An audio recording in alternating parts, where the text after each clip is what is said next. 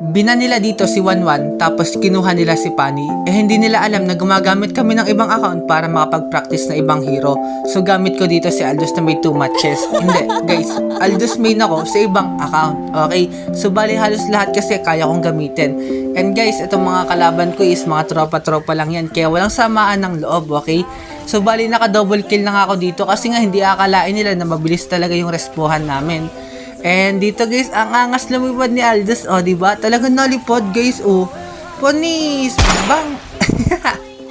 And dito naman guys, ito talaga yung mismong replay ko. I mean, mismong gameplay ko, oh, diba? And dito guys, akala ng Claude makakataka siya, may flicker ako, oh, diba? Nag-purify pa yung Claude guys, oh, isang ano lang siya, normal hit. And dito guys, tingnan natin yung kunat ng Ruby. Oh, ay, naka-damage build nga pala yung Ruby, diba? Ako, semi-tank E. And dito guys, oh, kita niyo yung ano, panis, ang galing talaga, pinapasok ko and ayun